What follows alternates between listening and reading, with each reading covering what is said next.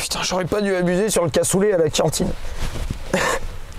Salut à tous les amis, bienvenue au Billet Auto, j'espère que vous allez bien. Aujourd'hui on se retrouve dans un endroit qu'on connaît bien, on y était il n'y a pas très longtemps, au Royal Champagne, du côté de Reims, pour essayer une voiture qu'on vous a présentée il y a un petit moment déjà, et la vidéo vous avait plu visiblement, c'est la nouvelle DS9.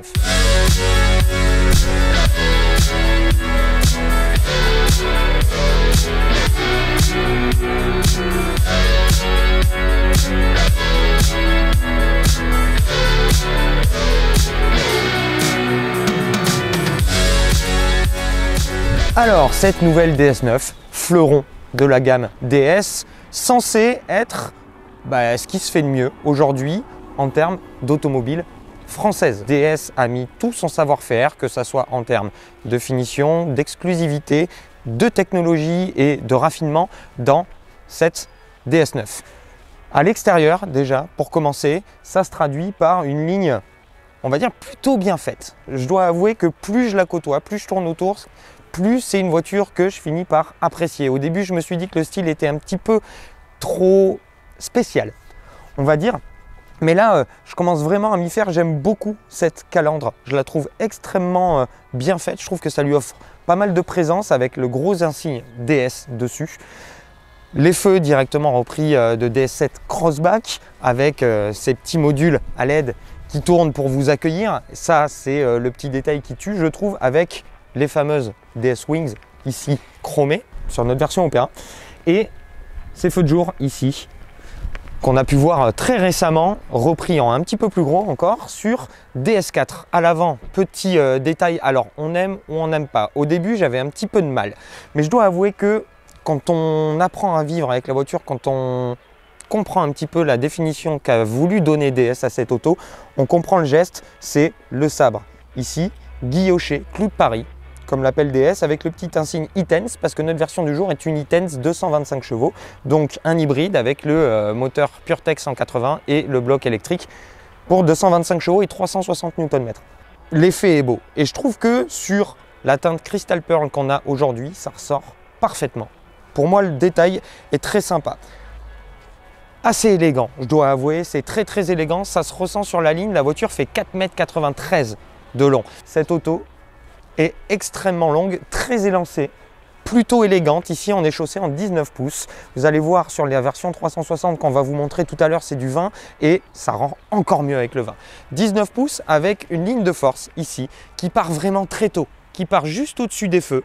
Et le pli de carrosserie est vraiment bien intégré ici, qui va vraiment jusqu'au bout avec ces rétros qui sont extrêmement travaillé, tout est souligné, le jonc chromé, je le trouve très bien fait, poignée de porte affleurante. Un latéral bien travaillé, très simple on va dire, et ça c'est chouette parce que la simplicité chez DS c'est pas toujours le cas. Cette aile à l'arrière avec un deuxième pli qui arrive ici pour offrir un côté plutôt travaillé, notamment avec le sabre qui arrive à ce niveau-là, qui vient souligner les feux arrière qui sont bien dessiné. Et ce sabre, j'avais beaucoup de mal au début, et sur les versions foncées, j'ai encore beaucoup de mal avec des peintures foncées. Petit logo e-Tense et une belle intégration des échappements. Je dois dire, la voiture, là sous cet angle, plus ça va, plus je la trouve belle, vraiment. Le jonc chromé, ici évidemment, qui va très bien avec ces feux ultra travaillés. Et ce troisième feu stop, j'aime beaucoup les troisièmes feux stop qui courent sur toute la largeur d'une voiture. Ça permet justement de donner un petit peu de largeur et beaucoup d'élégance à une auto, et je trouve que c'est un détail que DS a extrêmement bien travaillé. Il y a même un pli de toit au-dessus du toit ouvrant. Je vais vous mettre une incrustation, je ne sais pas si j'ai réussi à bien le capter, très compliqué en image, qui travaille encore plus cette ligne. Ici pareil, le pli qui travaille. Pour moi, c'est très réussi. Je trouve que DS a réussi extérieurement à faire un véhicule extrêmement, bien joué Hugo, présentiel, sans te le dire, avec une belle présence. Et là, ce petit feu de position qui rappelle la DS originelle. Et je dois avouer que ça, c'est le genre de petits détails qui me plaisent énormément. un tout petit détail mais qui fait tout. Oui, mais c'est marquant. C'est marquant. Et l'avantage de cette DS9, c'est qu'on ne va pas la confondre avec une autre berline dans la circulation. Elle a sa propre personnalité. Et je dois avouer que elle a beaucoup de présence. 4,93 m de long, 1,93 m de large et 1,46 m de haut. On est sur des dimensions qui sont entre la série 7 et la série 5. On va en reparler, c'est très important de dire ça parce que ça va permettre de situer la voiture. Pour être tout à fait honnête, la DS7, elle commence aux environs de 47 000 € pour terminer juste en dessous des 70 000 avec la version e-Tense 4x4 360 chevaux. Et là, on a une version e-Tense 225 chevaux, finition donc Opera avec l'intérieur rouge rubis qui est juste splendide, on va y passer juste après, qui lèche les 60 000 €. On est très loin en dessous des prix d'une série 5. Et vous allez voir que sur certains détails, on est aussi bien. Voilà, sur certains détails, pas partout malheureusement. Mais voilà, à l'extérieur, ce que j'aime beaucoup, c'est qu'il y a énormément de détails qui sont très soignés dans tout ce que je viens de vous montrer, les petits logos, les incrustations chromées, la ligne de caisse, les poignées affleurantes, les feux, les DS Wings, le guillochage sur le sabre à l'avant et c'est ce qu'on aime chez DS, c'est que DS travaille énormément, beaucoup de détails et ça nous plaît. On va passer à l'intérieur tout à l'heure pour vous montrer un petit peu justement ce travail. Je vous propose de me suivre, c'est parti.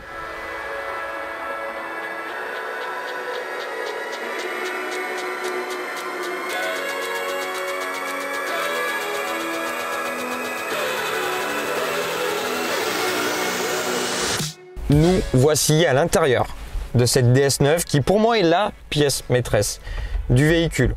On va retrouver la volonté de DS d'exprimer son savoir-faire à travers beaucoup de détails et à travers un intérieur globalement, j'insiste sur le globalement, extrêmement bien fini. Là, on est clairement sur la référence de ce qu'on peut trouver en France en termes de souci du détail, de travail des matières, de choix des matériaux. On retrouve cette planche de bord très bien dessinée qui offre, avec les retours ici sur les contreportes, etc., un habitacle très fluide, très agréable à regarder et très agréable à toucher. Très important pour moi, vous me connaissez. Ici, le tableau de bord entièrement recouvert de cuir avec de superbes surpiqûres, un très beau cuir qui va courir ici sur les portières avec le point perle, petit détail qui tue. Je trouve ça de plus en plus beau. Pareil, au niveau du passager, toute la planche de bord est en cuir. La différence des matières entre ce cuir-là avec un joli marquage est superbe. Petite intégration en alu ici, en alu sur le système focal Electra qui est excellent. Le guillochage ici, tous les petits détails, toutes les petites matières. Cette planche de bord ici avec ses rangements qui sont recouverts du même cuir que sur la planche de bord. Ce cuir qui court partout, ici, là. Et cette sellerie dingue de qualité avec toujours de superbes surpiqûres sur des sièges ultra confort avec la fameuse sellerie bracelet de montre spécifique ADS. C'est un vrai savoir-faire qui est mis en place là-dessus. C'est beau et c'est agréable au toucher. Le volant en cuir également, super agréable. Un petit peu fin comme disait Hugo, mais moi j'aime bien sur un véhicule luxueux qui n'est pas fait pour de la conduite sportive. Le capot de l'airbag, pareil, recouvert de cuir, surpiqué. Les plastiques bas, un petit peu juste. Il y a de la moquette, il y a une vraie volonté, il y a de la moquette à l'intérieur. Donc c'est plutôt bien fait. Et c'est des plastiques bas qui sont pas de la meilleure qualité du monde. En revanche, ça a l'air solide. Tous les ajustements ont l'air solides. Les tapis de sol, comme dit Hugo, les tapis de sol épais, vraiment, ça te plonge vraiment dans un véhicule haut de gamme. La montre BRM, on aime ou pas le style de BRM, ça donne un petit côté funky, je trouve. Compteur entièrement digital devant moi. Ici, tout le combiné d'infodivertissement. Malheureusement, on repassera pour le côté ergonomique. Et surtout, c'est que c'est l'ancien système DS. C'est l'ancien système DS. DS4, ça a été dépassé. Exactement, c'est pas le système Iris comme on peut le retrouver sur la DS4. C'est une voiture qui, en termes de conception, commence malheureusement à dater un petit peu parce qu'elle sort très longtemps après sa conception à cause du Covid. C'est plutôt actuel parce qu'elle offre énormément d'équipements, CarPlay, etc. CarPlay, malheureusement, pas sans fil. Chose possible sur une Dacia. Chose possible, ne serait-ce que sur une Dacia aujourd'hui. Et chose qui fonctionne extrêmement bien sur ses concurrentes principales qui aujourd'hui sont Audi A6, Mercedes Classe E et BMW Série 5. Ouais, totalement. Là où elle va se rattraper, c'est à l'arrière. On va en reparler juste après.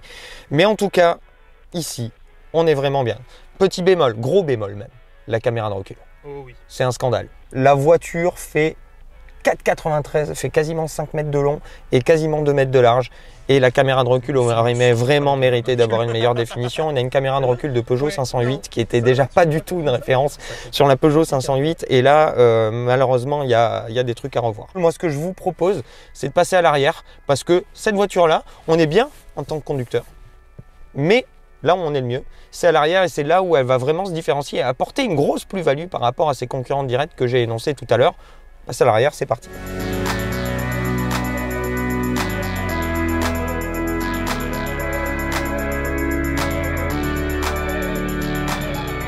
Alors, nous voilà à l'arrière. L'arrière, c'est là où cette DS9, elle va se démarquer le plus de ses concurrentes. Cette DS9, elle est construite sur une version mais entièrement repensée pour DS, par DS, de la plateforme MP2, ce qui fait qu'elle propose un empattement énorme. 2,90 m, ça la place entre une série 5 et une série 7 en termes de longueur, mais en termes de prix, on est plutôt sur une série 5. Mais ici, à l'arrière, on a beaucoup plus de place. On se rapproche d'une série 7 en termes de place et on se rapproche d'une série 7 en termes de prestations. D'ailleurs, pour me mettre un petit peu plus à l'aise, je peux avancer le siège devant moi, ici, depuis ma place, et me mettre complètement bien dans la voiture. Siège lounge, comme le dit DS, j'adore le Lounge. Appuie-tête lounge. Et je dois avouer qu'on est bien. On est extrêmement bien assis dans cette voiture. Et on retrouve tout comme à l'avant, une finition de dingue. Ici, point perle, le système focal avec jolie intégration en alu. C'est dommage qu'ici, ça fasse un petit peu de toc à ce niveau-là. Et du cuir partout, de l'Alcantara. Ici, une poignée de maintien un petit peu toc, mais recouverte de cuir. Et summum du luxe, elle ne va pas taper le plafonnier quand vous la lâchez. Attention, ça c'est très important. Ici, une liseuse à LED, ça fait un peu cheap en termes de matériaux, mais ça fonctionne très bien. C'est bien intégré. Et les matières sont bien choisies. Comme je vous disais tout à l'heure, le cuir est là. Là, on a du piano black avec un petit rangement, deux porte-gobelets. Tiens, j'avais perdu mon cache, il est là. Et ici, un rangement avec les mouchoirs d'Hugo.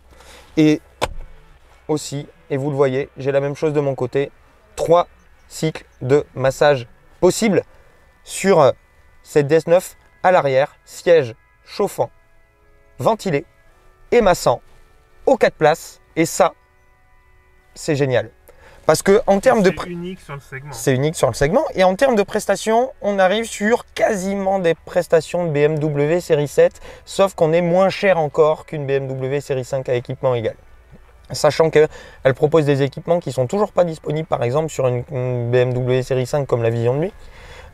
Et on a l'Active Scan, je ne sais plus quoi, de suspension, qui, grâce à une caméra, comme sur une classe S, lit la route et adapte la suspension pilotée en temps réel, ce qui offre à cette auto un confort royal. On va en reparler une fois qu'on sera sur la route, mais quand vous voulez du confort, on est sur quelque chose qui est un des fleurons de ce qu'on peut trouver en Europe, et j'inclus les Allemands là-dessus.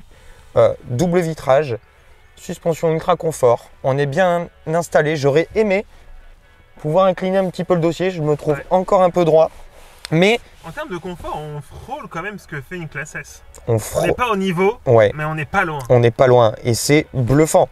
C'est un petit peu exclusif d'être dans une voiture française, de dire cocorico, regardez ce qu'on peut faire. Et ça j'aime beaucoup. Cool. Vous savez que je passe ma vie à cracher sur les voitures françaises, mais là, je dois avouer que je suis en train d'être très très surpris. J'avais déjà été surpris lors de la présentation, mais là, de vivre avec, de pouvoir rouler un petit peu et de profiter de cette voiture, je me dis aujourd'hui à 60 000 €, c'est pas mal. C'est pas mal. Ouais. C'est vraiment pas mal. Mettez-nous des moteurs. Mettez-nous des moteurs, on va en reparler sur la route juste après. On va parler un petit peu de son comportement routier, histoire de lui trouver des défauts. Et puis après, on conclut. Allez, go.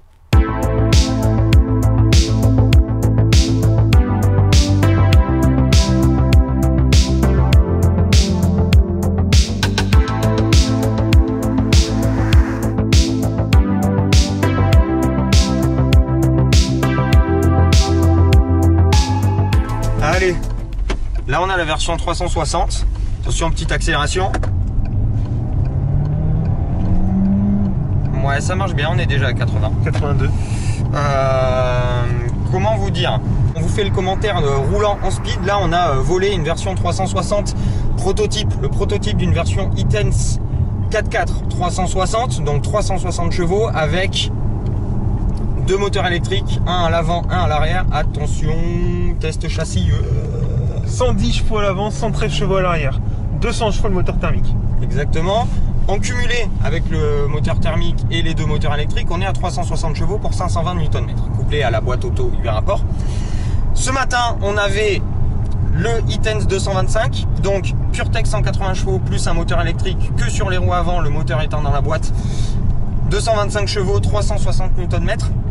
C'est le bloc qui fait tout bien mais qui vous fait rien paraître, c'est un poil fadasse.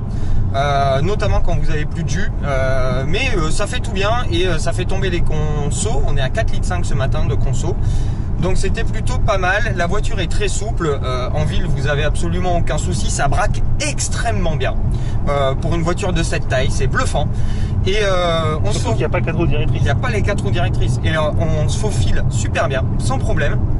C'est très doux, la direction est ultra molle, c'est au bénéfice du confort parce qu'elle n'est pas floue.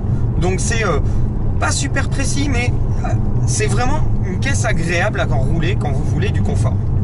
Là, on est sur des routes défoncées avec la version 360, donc avec des tarages de suspension spécifiques, des jantes de 20 pouces avec des pneus avec des flancs plus bas. Et en mode sport, on est sur une route défoncée et ça dribble un peu, mais c'est pas inconfortable. Ça, c'est le maintien dans la voie. Mais clairement, moi je voulais faire donner l'accent. Là on se remet. Oh là là, la différence en confort. La différence est fou, hein.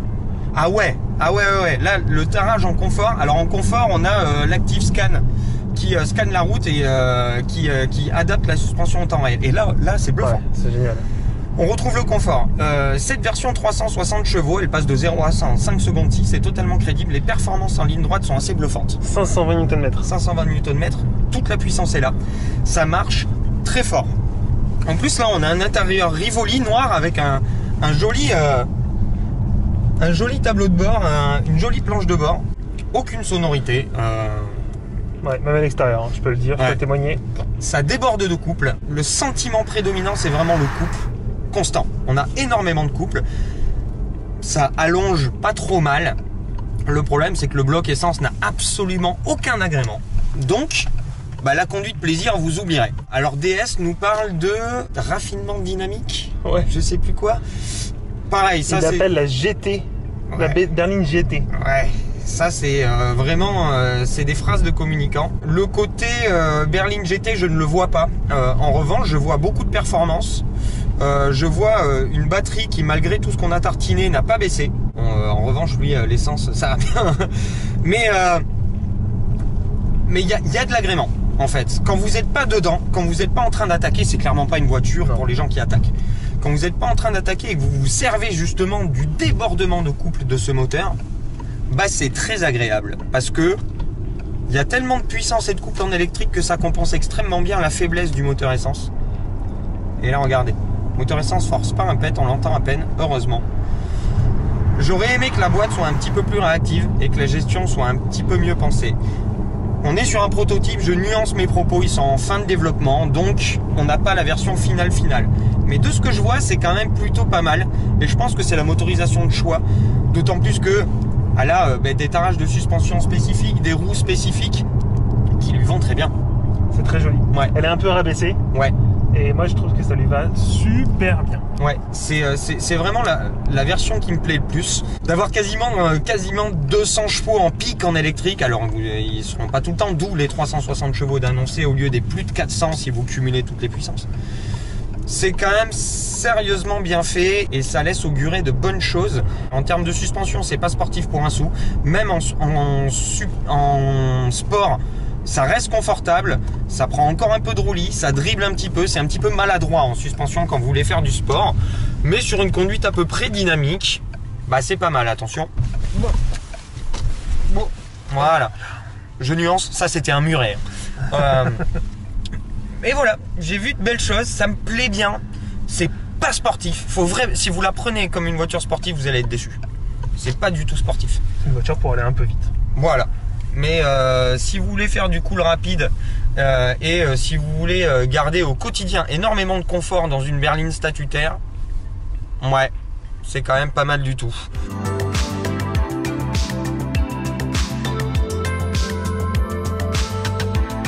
Allez les amis, pour conclure, juste un petit truc, je vous demanderai dans la mesure du possible de nuancer un petit peu les propos. Là on a roulé une deuxième version, celle-ci, qui est un petit peu mieux en termes de direction, un petit peu mieux en termes de châssis, notamment un petit peu mieux en termes de freinage. Ça exploite un tout petit peu mieux. Hein. Les énormes disques de DS Performance qu'on a donc sur cette version Itense 4K 360. Globalement c'est, comme vous pouvez le voir avec la teinte totalement légal. Des vitres à l'avant, c'est des versions de développement, c'est des proto-développements, la voiture est en cours de développement, donc il n'y a rien de définitif là-dedans. Voilà, en gros, notre version préférée, on a pu tester la version Itense 225, la version Essence 225, sans hybridation, et cette version 360 chevaux qui est notre préférée. L'apport de l'électrique apporte beaucoup en termes d'agrément, énormément de couple, la voiture roule quand même pas mal du tout, c'est très confort, une belle berline. Ça fait plaisir. 47 000 en prix de départ. On va frôler les 80 pour une version comme celle-ci qui est full option. C'est quand même pas mal comparé à sa concurrence, on va dire directe, qui va se situer entre une série 3 et une série 5. Mais pour avoir des équipements, on va dire, égaux, il va falloir mettre 80 000 €. Donc, et 90 voire 100 pour une série 5. La 545e que j'avais, elle avait le 6 cylindres. C'est sûr qu'en agrément, il n'y a pas photo. Mais elle était à 110 000 € presque avec toutes les options qu'elle avait. Donc, on va nuancer. Elle était à 103 frérot. Et ouais, pas 110, 103. Et bon, là clairement, sur une finition comme celle-ci, avec ce joli violet Bourgogne un peu, avec l'intérieur opéra, Whisper, vraiment pas mal du tout. Qu'est-ce qu'on peut dire encore pour conclure ? Vivement les versions définitives, on a envie de rouler un petit peu plus avec, ça peut être très chouette, fin d'année. Il manque le head-up display. Ok, il va manquer un soft close pour aller chercher le premium. Ok, il manque 2-3 trucs et il y a quelques détails, le CarPlay sans fil, etc. qui font que bon, on n'est pas encore au niveau, et notamment au niveau de l'ergonomie du système d'infodivertissement. Mais il y a de belles choses, il y a de belles promesses. C'est un bon début pour cette montée en gamme et cette arrivée de DS sur le segment. Je suis assez confiant et je suis assez surpris d'ailleurs. Donc voilà, ça fait du bien. Ça fait du bien. Belle promesse. Merci de nous avoir suivis pour cet essai, les amis. Si vous avez aimé tout ça, n'hésitez pas à mettre le petit pouce, à vous abonner si ce n'est pas déjà fait. Et nous, on vous retrouve très vite pour de nouvelles aventures. Et d'ici là, on vous souhaite une très bonne continuation et une bonne fin de ce que vous êtes en train de faire. Salut!